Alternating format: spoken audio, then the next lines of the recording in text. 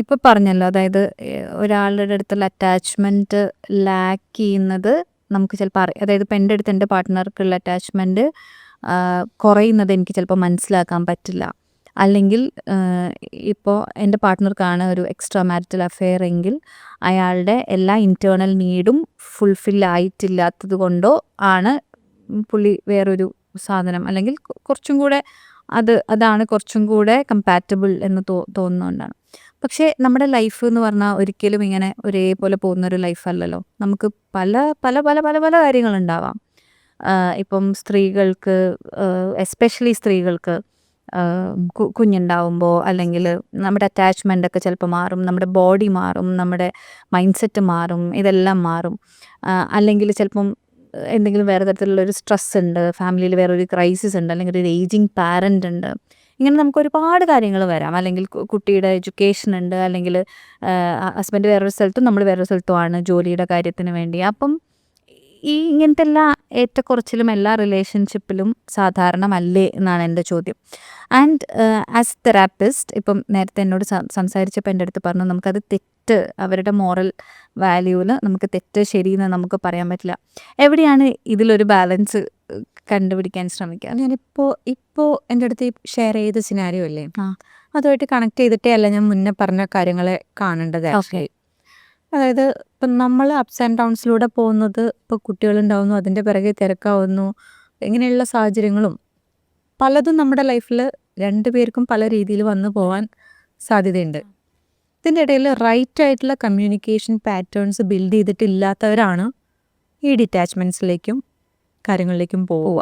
അല്ലാതെ എല്ലാ ഫാമിലിയിലും ഇപ്പോൾ കുട്ടി ഉണ്ടായെന്ന് വെച്ചിട്ടോ, നമ്മൾക്ക് വീട്ടിൽ പാരൻസ് വരെ ഏജ്ഡ് ആയിട്ടുള്ളവരുണ്ടെന്ന് വിചാരിച്ചിട്ടോ, വർക്കിൻ്റെ നേച്ചർ വെച്ചിട്ടോ, ഡിഫറെൻറ്റ് കൺട്രീസിലാണെന്ന് വിചാരിച്ചിട്ടോ ഒന്നും വേറെ ബോണ്ട് പോകണം എന്നില്ല. ഇല്ല.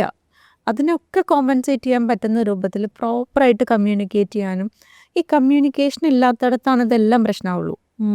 അല്ലാതെ ഫിസിക്കൽ ഇൻറ്റിമസി, ഇമോഷണൽ ഇൻറ്റിമസി ഇത് കുറയുന്നു, അതിലേക്ക് പോകുന്നു എന്നല്ല. ഇതിനെപ്പറ്റിയൊക്കെയുള്ള കോൺവെർസേഷൻസ് ആണ് ആദ്യം വേണ്ടത്. അതില്ലാത്തടത്തു നിന്നാണ് ബാക്കി എല്ലാം സ്റ്റെം ചെയ്യുന്നത്. അപ്പോൾ നമ്മൾ മനസ്സിലാക്കേണ്ടത് ഈ കോൺവെർസേഷൻസ് വരുന്ന സമയത്ത് ഇവരെങ്ങനെ ബിഹേവ് ചെയ്തിരുന്നത് എന്നുള്ളതാണ്. ചിലപ്പോൾ കേൾക്കാൻ നിന്ന് കൊടുക്കണം എന്നില്ല, അല്ലെങ്കിൽ എൻ്റെ പോയിന്റ് മാത്രമാണ് ശരി എന്നുള്ള രൂപത്തിൽ നിന്നിട്ടുണ്ടാവാം. ചിലപ്പോൾ എന്ത് ചെയ്തു കഴിഞ്ഞാലും നമ്മൾ അതിനകത്തൊന്നും ഇൻവോൾവ് ആവാതെ അവരെ അവരുടെ ഇഷ്ടത്തിനും വിട്ടിട്ടുണ്ടാവാം. അതും ഒരു ശരിയായിട്ടുള്ള കാര്യമല്ല. നമ്മളുടെ ഡിസഗ്രിമെൻറ്റ്സും നമ്മൾ പറഞ്ഞ് നമ്മളുടെ റെസ്പെക്റ്റും സെൽഫ് റെസ്പെക്റ്റും ഒക്കെ നമ്മൾ തന്നെ പറഞ്ഞ് ആ പൊസിഷനിങ് ഒക്കെ കറക്റ്റ് ചെയ്തിട്ടില്ല എന്നുണ്ടെങ്കിൽ അപ്പുറത്തുള്ള ആൾക്ക് എന്ത് സ്വഭാവം ഉണ്ടാവാം.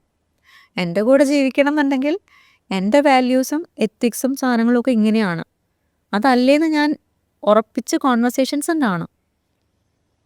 അല്ലാതെ ഒരു സുപ്രഭാതത്തിൽ എനിക്കിഷ്ടമില്ലാത്തൊരു രീതിയിൽ പെരുമാറുന്ന സമയത്ത് അയ്യോ ഇങ്ങനെ ചെയ്തോ, ഞാനിതൊന്നും മനസ്സിലാക്കിയില്ല എന്ന് പറയണതിൽ കാര്യമില്ല. ഞാൻ എൻ്റെ പാർട്ട്ണറിന് എനിക്ക് വേണ്ട ക്വാളിറ്റി ടൈം എന്താണോ അത് ഡിഫൈൻ ചെയ്തിട്ടുണ്ടാവണം.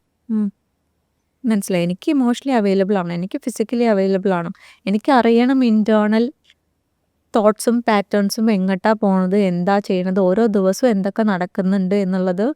ഇത് പോലീസ് സ്റ്റേഷനിൽ റിപ്പോർട്ട് ചെയ്യണത് പോലെയല്ല, ഇഷ്ടം കൊണ്ട് ഷെയർ ചെയ്യുന്നൊരു മ്യൂച്വൽ കണക്ഷനിലേക്ക് നമ്മൾ കമ്മ്യൂണിക്കേറ്റ് ചെയ്ത് എത്തിയാലേ അയാളുടെ ഇൻറ്റേർണൽ വേൾഡും കാര്യങ്ങളൊക്കെ അറിയുള്ളൂ. ആൻഡ് ഈ ചീറ്റിങ്, ഈ പെട്ടെന്നുള്ളൊരു അഫെയർ വരിക എന്നൊന്നും പറയുന്നത് ഒരു സുപ്രഭാതത്തിൽ അങ്ങോട്ട് വരുന്ന സംഭവങ്ങളല്ല. അപ്പം നമ്മൾ വാച്ച് ചെയ്യണ്ടേ, അതിങ്ങനെ ഇരുന്ന് സ്കാൻ ചെയ്യുന്ന വാച്ചിങ് അല്ല ഞാൻ പറയുന്നത്. ആ ഷെയറിങ് എവിടെയോ ലാക്കിംഗ് ആയിരുന്നു. അത് നമ്മളായിട്ട് അയാളെ എനിക്ക് അത്രയ്ക്ക് വിശ്വാസമാണെന്നൊക്കെ പറഞ്ഞ് വിടുന്നതിൻ്റെ ഭാഗമായിട്ടോ എന്തിൻ്റെ ഭാഗമായിട്ടാണെങ്കിലും നമ്മൾ അവരെ പറ്റി പ്രോപ്പറായിട്ട് മനസ്സിലാക്കിയിട്ടില്ല. നമുക്ക് പറ്റിയ ആളായിരുന്നു അവരെന്നുള്ളത് നമ്മൾ പ്രോപ്പർലി ശ്രദ്ധിച്ചിട്ടില്ല. അപ്പോൾ അതിനുള്ള ആ ഒരു കാര്യത്തിനുള്ള റീസൺസ് ആയിട്ട് ഇപ്പോൾ കുട്ടികൾ വന്നു ബിസിയായി മറ്റു കാര്യങ്ങളൊക്കെ പറയുകയാണെന്നുണ്ടെങ്കിലും എല്ലാ ദിവസവും നമുക്ക് സംസാരിക്കാനുള്ള സമയം ഉണ്ടായിരുന്നില്ലേ? അത് വേണ്ട 24 മണിക്കൂറിൽ 1 മണിക്കൂർ കൊണ്ട് നമുക്ക് പറയാലോ. ഏത് രാജ്യത്താണെങ്കിലും നമുക്ക് പറയാലോ. പറഞ്ഞില്ലേ? എന്തുകൊണ്ട് പറഞ്ഞില്ല? അത് ആഴ്ചയിൽ ഒരിക്കൽ ചെയ്യുന്ന ഒരു റുട്ടീൻ പോലെയൊന്നും അല്ല. നമ്മളത് ചെയ്ത് ചെയ്ത് ശീലിച്ചു കഴിഞ്ഞാൽ നേരത്തെ നമ്മൾ പറഞ്ഞ പോലെ ഒരു ഹാബിറ്റ് ഫോം ചെയ്യുന്നത് പോലെ നമ്മുടെ ശീലങ്ങളുടെ ഭാഗമാവുന്നത് പോലെ എല്ലാ ഡിസിഷൻ മേക്കിങ്ങിലും അവർ ഇൻവോൾവ് ആവുന്നത് പോലെ ഇഷ്ടമോ ഇഷ്ടക്കേടോ ഒക്കെ ഒരു സാധനം വീട്ടിലേക്ക് വാങ്ങിക്കുകയാണെങ്കിൽ പോലും ആർക്കും കൂടി ഇഷ്ടമാവോ എന്നുള്ളത് ചോദിച്ചിട്ട് വാങ്ങിക്കുന്നതൊക്കെ നമുക്ക് ഇഷ്ടം കൊണ്ട് ശീലമായിട്ട് മാറേണ്ട കാര്യമാണ്. അപ്പം അങ്ങനെ എല്ലാത്തിലും അങ്ങോട്ടും ഇങ്ങോട്ടും ഇൻവോൾവ് അല്ലാതെയൊക്കെ വരുമ്പോഴത്തേക്കൊക്കെയാണ് ആ ഗ്യാപ്സും സാധനങ്ങളും ഒക്കെ വരിക. അവരെന്ത് ചെയ്തു ഇങ്ങനെ ഉണ്ടായോ എന്നൊക്കെ ഉള്ളൊരു ഷോക്കിംഗ് ആയിട്ടൊക്കെ മാറുള്ളൂ.